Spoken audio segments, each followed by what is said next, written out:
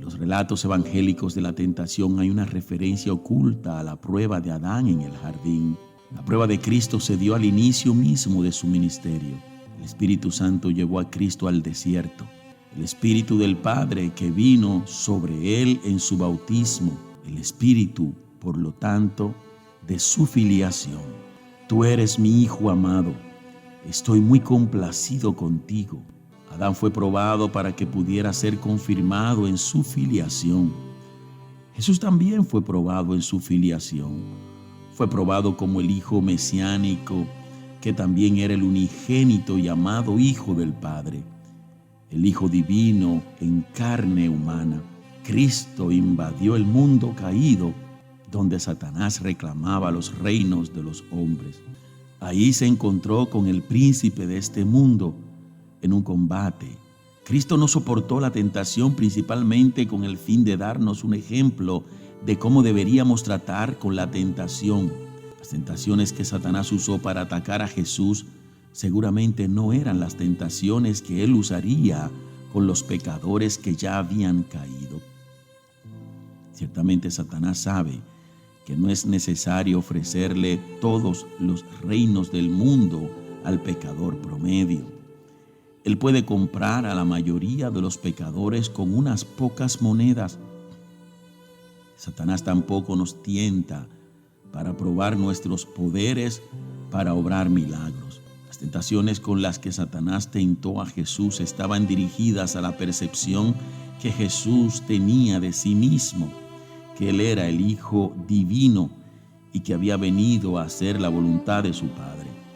Satanás tuvo como objetivo hacer que Jesús dudara de la bondad de Dios.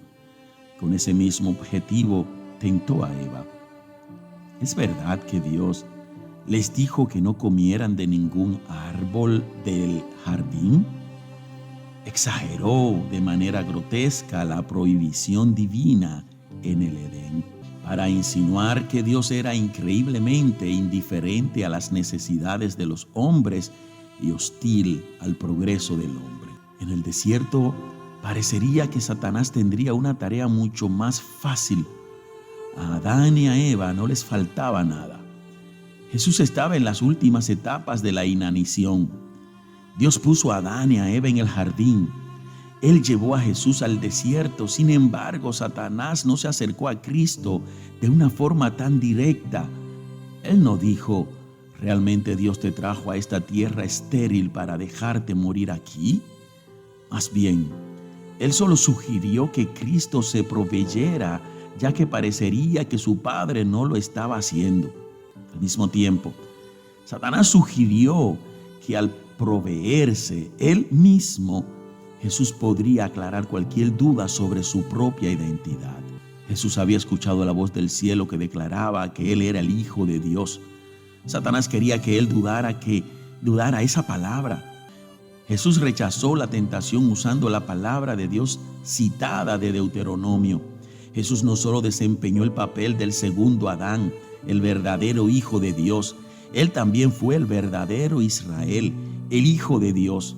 Israel también había sido probado en la afiliación después que Dios le había dicho a Faraón: ya te he dicho que dejes ir a mi hijo para que me rinda culto. Dios guió al pueblo de Israel en el desierto durante 40 años para probarlos, para ver si aprendían que el hombre no vive solamente de pan, sino de toda palabra que sale de la boca de Dios. Israel recibió las palabras de Dios desde el Sinaí en los 10 mandamientos. Esas palabras también se dieron para guiar la marcha de Israel, para saber cuándo levantaban el campamento o armaban sus tiendas a la palabra del Señor. Lo que el pueblo de Israel no hizo, Jesús lo hizo. Cuando tuvieron hambre, fallaron en confiar en la palabra de Dios. No solo dudaron de la bondad de Dios, la desafiaron y despreciaron el maná que Él les proveyó.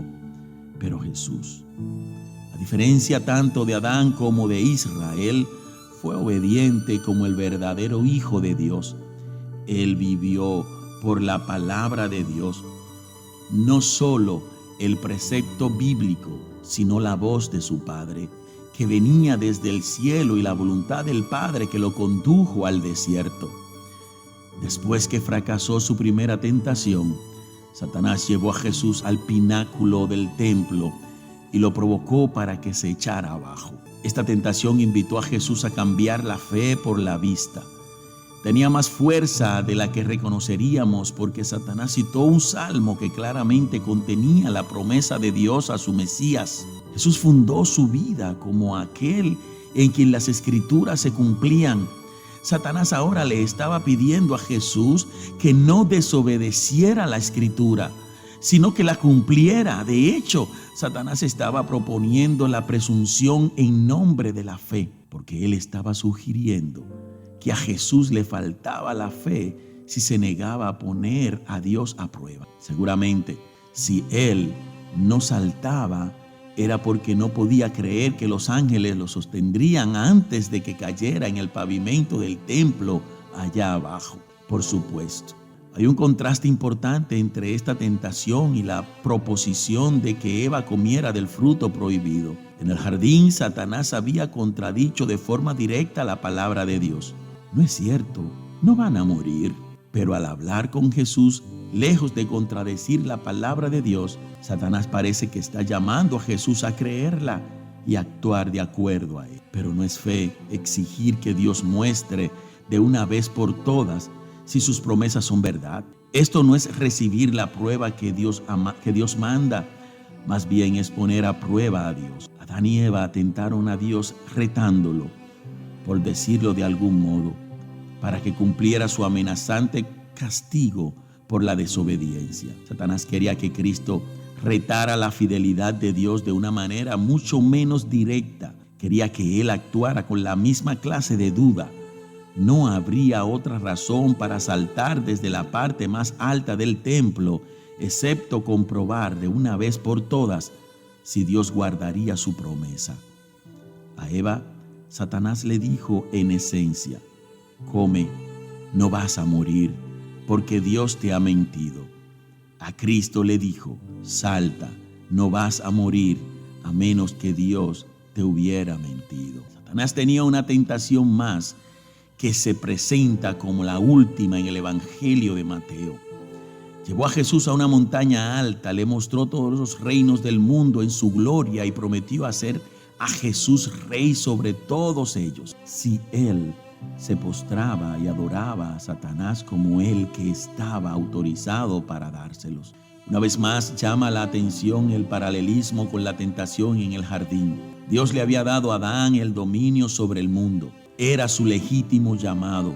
Aún así, Satanás les sugirió que era posible un dominio mayor, uno en el que la realeza de Adán y Eva tomaría un carácter diferente, una gloria que apenas si se podían imaginar. Podían ser como Dios, no criaturitas inocentes puestas para acabar en el jardín cercado de Dios, sino poderosos rivales de Dios, teniendo el conocimiento que Dios posee del bien y del mal. Como lo diría Satanás, a Dios no se le debía adorar sino envidiar, no se le debía servir sino boicotear. El hombre podía ser su propio Dios, construir sus propios dominios, poseer el mundo, no como el mayordomo de Dios, sino como un monarca absoluto. El tentador, desde luego, crearía el supuesto de que él era el amigo y abogado del hombre, que él había intervenido para liberar al hombre de la explotación por parte de Dios y para abrirle el destino que deseara. Sin embargo, las implicaciones de la tentación son evidentes. Si sus propios deseos no hubieran cegado primero a Adán y a Eva, hubieran cuestionado la autoridad de la serpiente. ¿Quién era esta criatura que llamaba a Dios mentiroso? ¿Qué nueva relación resultaría de hacerle caso a la serpiente en vez de al Creador? Si la serpiente ofrecía ser los rivales de Dios, ¿cuáles eran sus propios deseos?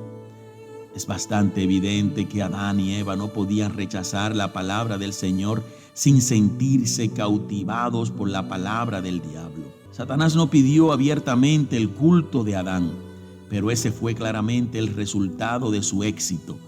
Al obedecer a la serpiente, Adán y Eva se hicieron enemigos de Satanás y enemigos de Dios.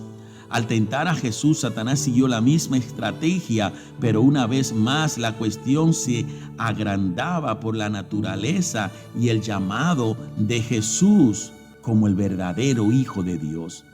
Él era el heredero de todos los reinos del mundo y el Señor de los principados y potestades, por medio de los cuales Satanás mantenía a las naciones en esclavitud a su voluntad. Recibir su propio dominio de una vez obviamente significaría evitar el sufrimiento y la muerte que él sabía que eran el llamado del Padre para él. Satanás pretendía que Jesús ganara su herencia intacta al precio de un breve reconocimiento de él como el dador. Si la tentación se promulgaba en el mundo contemporáneo, Satanás se acercaría a Jesús a través de los medios de comunicación, ofreciéndole tiempo de primera en la televisión para proclamar su mensaje al mundo entero, con solo un pequeño reconocimiento. Al principio y al final del programa habría la acostumbrada línea de los créditos. Este programa ha sido traído hasta ustedes por cortesía de Empresas Lucifer. Jesús rechazó la oferta de Satanás y procedió a demostrar una autoridad que Satanás no había ofrecido, la autoridad de ordenarle a Satanás que se fuera. La analogía con el pecado de Adán está presente en un contraste total. Adán deseaba una autoridad mayor que la que Dios le había dado y heredó vergüenza y condenación. Sería el rival de Dios y por lo tanto él mismo se colocó contra Dios, poniéndose del lado del enemigo. Jesús deseaba servir a su Padre y heredó un dominio que trascendía los sueños de Adán o de Satanás, un dominio que no rivaliza con el reino de Dios, sino que es uno con su reino. A la diestra del Padre, Jesucristo, el Dios hombre, ejerce el juicio total y gobierna sobre toda la creación, incluso en la tierra. Antes de su exaltación a la diestra del Padre, Jesús mostró autoridad divina. No solo podía hablar con poder divino, sino que podía curar con facilidad divina. Él mandó que los demonios salieran porque él había atado al hombre fuerte, Satanás, en un solo combate y había prevalecido sobre él. Que Dios nos bendiga.